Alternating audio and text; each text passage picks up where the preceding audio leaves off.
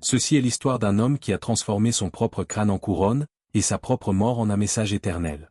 C'est l'histoire d'une fuite en avant, commencée dans les ruines fumantes d'un empire déchu pour finir sous les projecteurs aveuglants d'Hollywood.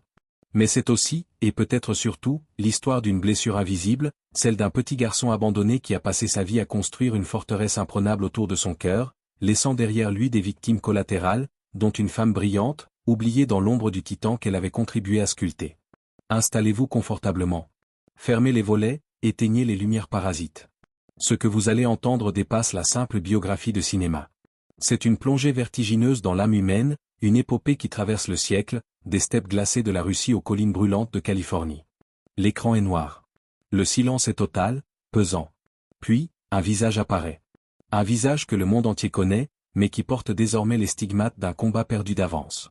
Les pommettes sont toujours aussi saillantes, taillées à la serpe, le regard est toujours aussi perçant, presque hypnotique, mais la voix, cette voix qui a fait trembler les murs du palais de Pharaon est devenue rauque, grave, chargée d'une urgence vitale, comme un dernier souffle transformé en tonnerre. Maintenant que je suis parti, je vous le dis, ne fumez pas. Quoi que vous fassiez, ne fumez pas. Ce message, diffusé sur toutes les télévisions du monde quelques jours seulement après sa mort, le 10 octobre 1985, a fait l'effet d'une déflagration nucléaire émotionnelle. Yul Brynner. L'indestructible. Le roi de Siam. Le mercenaire vêtu de noir qui ne reculait devant rien. L'homme qui semblait sculpté dans le bronze s'adressait à nous depuis l'outre-tombe. C'était la première fois qu'une icône de cette envergure brisait le 4e mur de la mort pour sauver des vies. Mais derrière ce geste héroïque, derrière cette dernière performance magistrale qui a glacé le sang de millions de spectateurs, se cachait une vie de secrets, de mensonges magnifiques et de douleurs intimes que les caméras n'ont jamais capturées. Qui était vraiment cet homme qui prétendait être né d'un prince mongol et d'une tzigane? Pourquoi a-t-il passé sa vie à fuir la vérité sur sa naissance? Et quel est ce drame conjugal, cette lente descente aux enfers de sa première épouse, Virginia Gilmore, qui a hanté sa conscience d'homme prétendument invincible jusqu'à la fin? Aujourd'hui, nous n'allons pas seulement raconter une histoire. Nous allons déconstruire le mythe pour retrouver l'homme qui tremblait sous l'armure. Nous allons voyager de la Russie bolchevique aux cabarets enfumés de Paris, des plateaux dorés de Los Angeles aux chambres d'hôpital froides où se jouent les derniers actes de la tragédie. C'est une épopée, un roman russe écrit avec du sang, de l'alcool et de la lumière. Avant de nous aventurer dans ce labyrinthe de destins croisés, permettez-moi une petite parenthèse essentielle. Ce travail de recherche titanesque, cette volonté d'aller au-delà des apparences pour vous offrir des récits d'une telle densité historique et psychologique, demande un investissement total. Si vous ressentez, au cours de cette histoire, une émotion, une connexion, ou simplement le plaisir d'apprendre ce que les livres d'histoire oublient souvent, je vous invite chaleureusement à laisser un j'aime sur cette vidéo. C'est un geste simple, gratuit, qui ne vous prend qu'une fraction de seconde, mais qui pour nous, créateurs, est le carburant vital qui nous permet de continuer. Et si vous voulez faire partie de ce voyage permanent à travers l'histoire des hommes et des femmes qui ont marqué notre temps, abonnez-vous. Nous serions honorés de vous compter parmi cette communauté de passionnés. Merci du fond du cœur. Tout commence bien loin d'Hollywood. Oubliez la Californie. Oubliez le soleil et les palmiers. Imaginez le vent glacial de la Sibérie orientale qui vous fouette le visage. Nous sommes à Vladivostok. 1920. Le monde est en train de s'effondrer. L'empire des tsars, vieux de plusieurs siècles, vient de tomber, balayé par la fureur de la révolution d'octobre. La guerre civile fait rage entre les rouges et les blancs. C'est le chaos, la famine, la peur. C'est dans ce décor d'apocalypse, au carrefour de la Russie, de la Chine et de la Corée, que naît un enfant nommé Yuli Borisovich Brynner. Notez bien ce nom. Gravez-le. Car cet enfant passera le reste de sa vie à essayer de l'effacer, de le réécrire, de le transformer en légende exotique. Pendant des décennies, Yul Brynner racontera aux journalistes américains, avec un aplomb fascinant et un regard qui défiait quiconque de le contredire, qu'il s'appelle Taj Khan. Il dira qu'il est né sur l'île mystérieuse de Sakhaline, une terre sauvage au nord du Japon. Il jurera être le fils d'un prince mongol descendant direct de Gengis Khan et d'une gitane roumaine morte en lui donnant la vie au pied d'un feu de camp. C'était un mensonge magnifique. Un mensonge si beau, si romanesque, qu'on avait envie d'y croire. Hollywood voulait du rêve, il leur a donné une mythologie. Mais la vérité est à la fois plus terre à accent grave-terre et bien plus tragique, car elle porte en elle les germes de son futur comportement. Son père, Boris Brynner, n'était pas un prince mongol chevauchant dans les steppes avec un sabre au clair. C'était un ingénieur des mines, un bourgeois issu d'une riche famille suisse qui avait fait fortune dans l'import-export et contribué à bâtir l'infrastructure industrielle de Vladivostok. Un homme de l'ancien monde, rationnel, froid. Sa mère, Marousia Blagovidova, était la fille d'un médecin russe, une femme cultivée, sensible, qui avait effectivement des origines bouriates, ce peuple mongol de Sibérie, ce qui explique les traits si particuliers, presque félins, de Yule. Mais le drame fondateur, celui qui va creuser un trou béant dans le cœur du petit Yuli, une blessure narcissique qui ne cicatrisera jamais, survient alors qu'il n'a que 3 ans. Imaginez la scène. Une maison bourgeoise, des domestiques, une atmosphère feutrée malgré le chaos révolutionnaire extérieur. Et soudain, le père s'en va. Boris Briné tombe fou amoureux d'une actrice du théâtre d'art de Moscou, une certaine Katia. Pour elle, il abandonne tout. Il laisse sa femme Marouzia, sa fille Vera, et le petit Yule. Il part, tout simplement. Il les efface de sa vie. C'est la première fissure. La première trahison. L'enfant grandit avec cette absence, ce vide laissé par la figure paternelle toute-puissante qui a choisi une autre vie. Marouzia, dévastée mais d'une dignité impériale, se retrouve seule avec 2 enfants dans une Russie qui devient de plus en plus dangereuse pour les gens de leur classe. Les bolcheviks resserrent l'étau. Être bourgeois, porter un nom suisse, c'est être une cible, un ennemi du peuple. Marouzia comprend qu'il faut partir.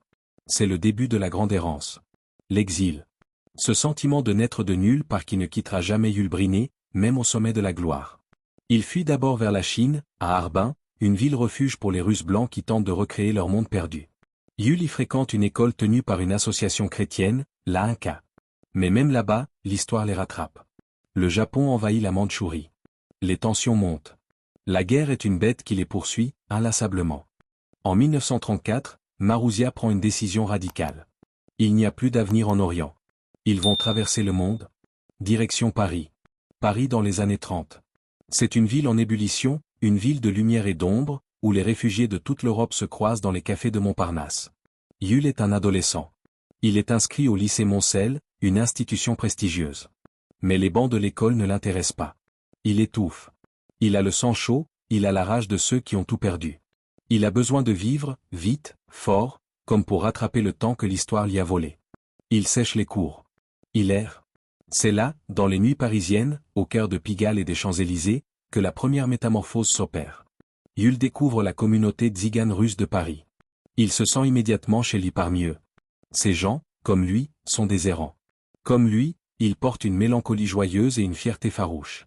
Il l'adopte. Il apprend leur langue. Il apprend leur musique. Il devient l'un des leurs. Imaginez ce jeune homme de 15 ans, avec déjà ce regard intense qui semble vous transpercer, assis dans un cabaret enfumé, une guitare à 7 cordes entre les mains. Il chante. Sa voix, déjà profonde, envoûtante, raconte des histoires de steppes lointaines, d'amour perdu, de liberté. Les émigrés russes, les chauffeurs de taxi qui étaient autrefois colonels dans l'armée du tsar, les comtesses devenues couturières, viennent l'écouter et pleurent dans leur vodka. Yule comprend alors quelque chose de fondamental, une leçon qui lui servira toute sa vie, il a le pouvoir de capter l'attention. Il a le pouvoir de manipuler les émotions. Il existe à travers le regard des autres. Mais la musique ne suffit pas. Il lui faut plus de danger. Plus de hauteur. Il lui faut défier la mort pour se sentir vivant. Il se présente au cirque d'hiver. Pas pour vendre des cacahuètes ou balayer la piste. Non. Il veut voler. Il devient trapéziste. L'homme volant. Pendant 3 ans, il vit suspendu entre ciel et terre, sans filet, défiant la gravité chaque soir. C'est une période de liberté absolue. Il sculpte son corps, ce corps d'athlète sec et nerveux qui deviendra plus tard son instrument de travail principal. Il apprend la discipline physique, la tolérance à la douleur. Jusqu'au soir où tout bascule. Un faux mouvement. Une seconde d'inattention. Ou peut-être le destin qui réclame son dû. Yule chute. Une chute vertigineuse de plusieurs mètres. Il s'écrase au sol. Le bruit sec des os qui se brisent résonne sous le chapiteau soudain silencieux. Son dos est fracturé à plusieurs endroits. Les médecins sont formels, le diagnostic est sans appel, ce garçon ne marchera probablement plus jamais. Ou s'il marche, ce sera avec une canne, infirme pour le restant de ses jours. Imaginez l'horreur pour ce jeune homme de 19 ans, dont la seule richesse est sa vitalité physique. Cloué sur un lit d'hôpital, prisonnier de son propre corps, regardant le plafond blanc des mois durant. La douleur est atroce, insupportable, une torture continue. Pour la soulager, les médecins lui administrent de la morphine, des dérivés d'opium. C'est là, dans la blancheur stérile de l'hôpital, que Yule fait la connaissance d'un démon qui le suivra longtemps, une ombre qui planera sur son succès futur, la dépendance. Il découvre les paradis artificiels pour échapper à l'enfer de son dos brisé. Mais Yul Brynner possède une volonté qui défie la médecine, une résilience forgée dans l'exil. Il refuse le diagnostic. Il refuse l'immobilité. Au prix d'efforts surhumains, de mois de rééducation torturante, il se remet debout. Il marche. Il guérit. Mais le trapèze, c'est fini. Il ne volera plus jamais physiquement. Il doit se réinventer. Encore une fois. C'est à cette époque qu'il croise la route d'un génie, Jean Cocteau. Le poète est fasciné par ce jeune Russe étrange, à la beauté sauvage et à l'intelligence vive. Jules fréquente l'intelligentsia parisienne, il s'imprègne de culture, de théâtre, d'art. Il devient machiniste, apprenti, tout ce qu'il peut pour rester dans ce monde de création. Il apprend que l'art est une autre forme de survie. Mais l'ombre de la guerre s'étend à nouveau sur l'Europe. Nous sommes en 1940. Les bottes nazies claquent sur les pavés. L'air devient irrespirable. Pour une famille d'émigrés russes avec des origines juives du côté paternel, la France n'est plus un refuge. C'est un piège mortel. Marouzia est malade. Une leucémie la ronge, affaiblissant ce pilier familial. Jules comprend qu'il faut fuir. Encore. Toujours. La valise est bouclée en hâte. Il traverse l'Espagne, rejoignent Lisbonne, ce port des derniers espoirs. Il monte sur un bateau. Destination, l'Amérique. Jules Brinet arrive à New York avec sa mère mourante, sans un sou en poche, parlant à peine anglais. Il a 20 ans. C'est un survivant, mais à New York, il n'est personne. Juste un immigrant parmi des millions.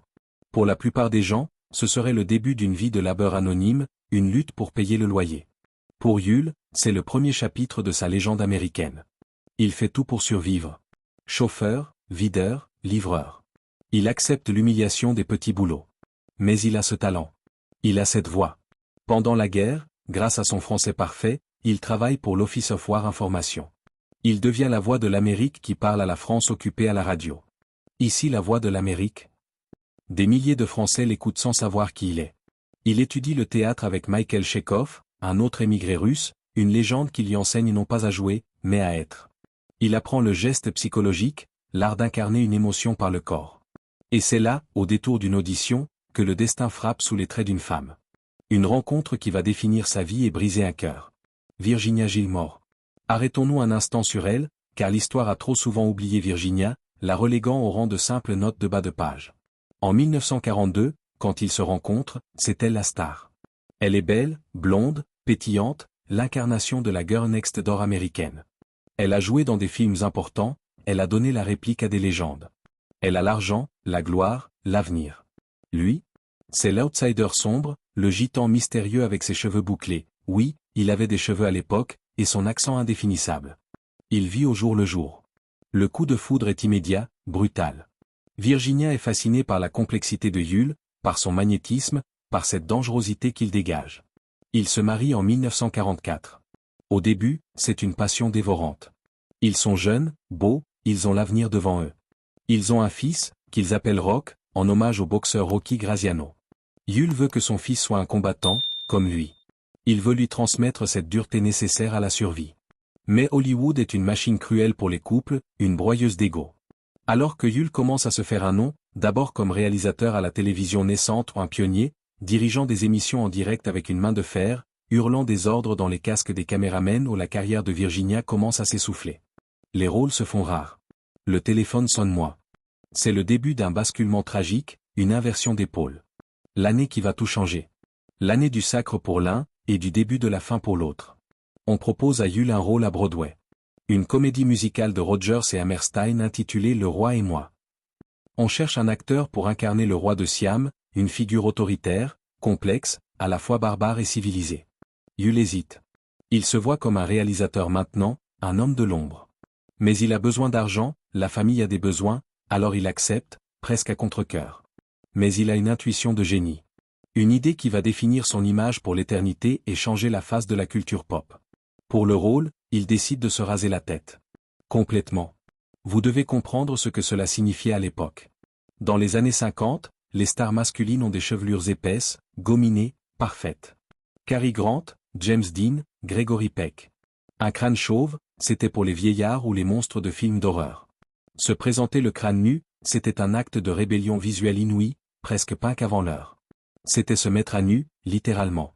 Le soir de la première, quand Jules Brinet entre sur scène, torse nu, pieds nus, les mains sur les hanches, le crâne luisant sous les projecteurs, une onde de choc traverse la salle. Le public retient son souffle. Il dégage une puissance animale, une virilité brute qui effraie et fascine. Il ne joue pas le roi. Il est le roi. Il domine l'espace, il domine ses partenaires, il domine le public. Le succès est foudroyant. Il remporte un Tony Award. Il joue le rôle soir après soir, perfectionnant chaque regard, chaque silence, chaque mouvement de main. Il devient une icône vivante. Les femmes se pâment, les hommes l'admirent. En 1956, Hollywood adapte la pièce. Yul reprend son rôle. Et c'est la consécration planétaire. Il remporte l'Oscar du meilleur acteur. La même année, il est le pharaon Ramsès II face à Charlton Heston dans Les 10 Commandements. 2 rôles de souverains absolus. 2 rôles qui le figent dans le marbre de l'histoire du cinéma. Il est au sommet du monde. Mais pendant que Yul monte vers les sommets, dans l'ombre de sa gloire aveuglante, Virginia sombre. C'est ici que l'histoire devient poignante, presque insoutenable. Imaginez être Virginia Gilmore. Vous étiez la promesse d'Hollywood, la lumière du couple. Et maintenant, vous n'êtes plus que la femme de. La femme de cet homme que le monde entier désire. La femme de cet homme qui tourne avec Ingrid Bergman, avec Deborah Kerr. La jalousie, le sentiment d'inutilité, la solitude des soirs où il est sur scène, acclamé par des milliers de personnes. Virginia cherche un refuge. Elle cherche à éteindre la douleur de son propre effacement. Elle trouve ce refuge dans l'alcool. La descente est lente mais inéluctable. Les disputes deviennent violentes, homériques. Yul n'est pas un homme facile. Il est tyrannique, exigeant, souvent absent. Il a besoin d'être le centre de l'attention, à la maison comme sur scène. Il ne supporte pas la faiblesse, lui qui a dû être si fort. Il aime son fils, Rock, mais il l'élève avec une dureté spartiate, voulant l'endurcir contre un monde qu'il sait impitoyable. Rock grandit entre les suites d'hôtels de luxe et les coulisses de théâtre, témoin silencieux du naufrage de sa mère et de la métamorphose de son père en monstre sacré. Yul, lui, vit comme un prince oriental. Il a des liaisons. On parle de Marlène Dietrich, de Judy Garland, de Joan Crawford. Il est insatiable. Il est le roi, après tout, et un roi à tous les droits. Le divorce, prononcé en 1960, est une déchirure dont Virginia ne se remettra jamais vraiment. Elle continuera de lutter contre ses démons, l'alcool et la dépression, tentant de retrouver sa dignité perdue, jusqu'à sa mort prématurée à 66 ans. C'est le grand regret caché de Yul, la tache indélébile sur son armure dorée. Il a conquis le monde, mais il n'a pas su sauver la femme qu'il avait aimée quand il n'était rien, celle qui avait cru en lui quand il n'était qu'un immigrant avec une guitare.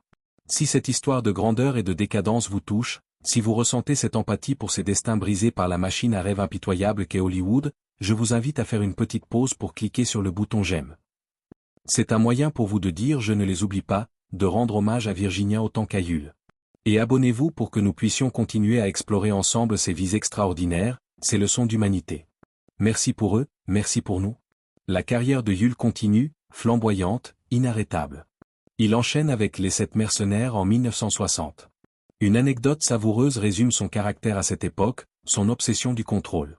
Sur le plateau, il y a une jeune star montante qui veut lui voler la vedette, Steve McQueen. McQueen est cool, moderne, il représente la nouvelle génération. Il fait tout pour attirer l'œil de la caméra quand Yul parle. Il secoue ses balles, il touche son chapeau, il bouge dans le fond des plans. Il veut tuer le père. Yul, impérial, s'en rend compte immédiatement. Un jour, il s'approche de McQueen, le regarde droit dans les yeux avec ce regard qui pouvait geler l'eau, et lui dit d'une voix calme mais terrifiante, « Si tu ne t'arrêtes pas, je vais enlever mon chapeau, et plus personne ne te regardera. » Il savait que son crâne nu était un aimant visuel si puissant qu'il pouvait éclipser n'importe qui, même le King of Cool. Une autre fois, alors que McQueen se moquait de sa petite taille, Yul portait des talonnettes pour paraître plus grand et imposant, Yul a simplement fait construire une petite butte de terre là où il devait se tenir pour la scène, pour dominer physiquement McQueen. C'était la guerre des égaux. Et Yul ne perdait jamais. Il ne pouvait pas se permettre de perdre. Mais derrière cette façade de dur à cuire, derrière ce masque de granit, qui était-il vraiment? Ses amis proches, ceux qui ont eu le privilège de franchir les murs de la forteresse, décrivent un homme totalement différent. Un homme d'une culture immense, parlant couramment plusieurs langues. Un photographe de talent, qui se promenait toujours avec un Leica autour du cou, capturant des images d'une sensibilité bouleversante. Il photographiait les réfugiés pour l'ONU car il n'avait jamais oublié qu'il en avait été un, qu'il avait connu la faim et la peur. Il photographiait ses enfants avec une tendresse infinie, cherchant à capturer l'innocence qu'il avait perdue trop tôt. Il était aussi un cuisinier hors pair, capable de préparer des festins russes pour toute l'équipe de tournage, recréant autour de lui cette famille qu'il avait perdue enfant, cherchant à nourrir les autres comme il aurait voulu être nourri. Mais il y avait une ombre. Une habitude qu'il avait contractée très jeune, à l'âge de 12 ans, pour faire homme, pour se donner une contenance dans les rues de Paris. Le tabac. Yul Brynner fumait. Énormément. Compulsivement. Jusqu'à 5 paquets par jour à certaines périodes de stress intense. La cigarette faisait partie de son image, de son identité. Sur les photos, dans les films, en interview, il y avait toujours cette volute de fumée bleue qui l'entourait, ajoutant à son mystère, créant un écran entre lui et le monde. C'était chic, c'était viril, c'était l'époque. C'était mortel. Il avait arrêté de fumer en 1971, conscient des risques, voulant voir grandir ses enfants. Mais le destin est parfois d'une cruauté mathématique, une horloge qu'on ne peut pas remonter. Les années de goudron avaient fait leur œuvre, silencieusement, insidieusement. Au début des années 80, Yul ressent une gêne à la gorge. Il pense à une simple irritation due à la scène, à l'effort vocal. Il consulte. Le verdict tombe, implacable comme un couperet, froid comme une sentence de mort, cancer du poumon. Inopérable. Nous sommes en 1983. Les médecins lui donnent 3 mois à vivre. 3 mois. 90 jours. C'est à cet instant précis que l'homme redevient le héros qu'il a toujours prétendu être. C'est ici que la légende prend tout son sens. Que feriez-vous si on vous donnait 90 jours? Vous vous cacheriez pour pleurer? Vous partiriez en voyage pour oublier? Vous vous effondreriez? Yul Brynner regarde la mort dans les yeux et décide de la défier. Il se redresse et dit, « Je suis un acteur. Ma place est sur scène. » Il décide de reprendre son rôle fétiche. Le roi de Siam. Il veut mourir en roi, pas en patient. Il veut finir debout.